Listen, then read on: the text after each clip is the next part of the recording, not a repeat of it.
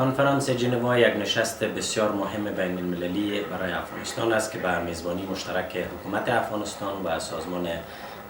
بین المللی برگزار میشه و در این نشست طرفین حکومت افغانستان و سازمان جهانی همکاران بین المللی در مورد تعهداتی که به یکی دیگر داده بودند گزارش میدهند. حکومت افغانستان تعهدات را که به ملت خود و به همکاران بین المللی خود در کنفرانس بروکسل برایشان سپرده شده بود از او به خوبی گزارش میدهد. از به تعداد 200 تعهد خرد و بزرگی را که ما داشتیم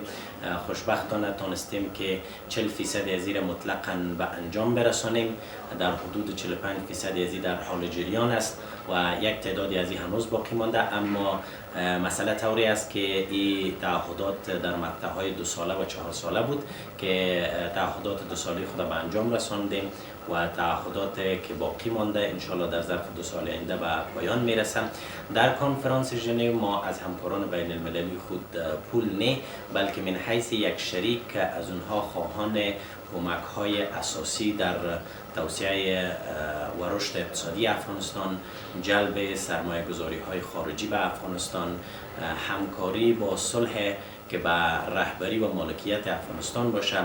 مجادله علیه تروریسم بین المللی و همچنان دولت افغانستان گزارشات خود در مبارزه علیه فساد اداری، حمایت از سکتور خصوصی، توسعه و انکشاف پایدار اقتصادی و همچنان اصلاحات در بخش‌های مالی، ارگان‌های عدلی و قضایی و دیگر مسائل مهم گزارش خود ارائه خواهد کرد.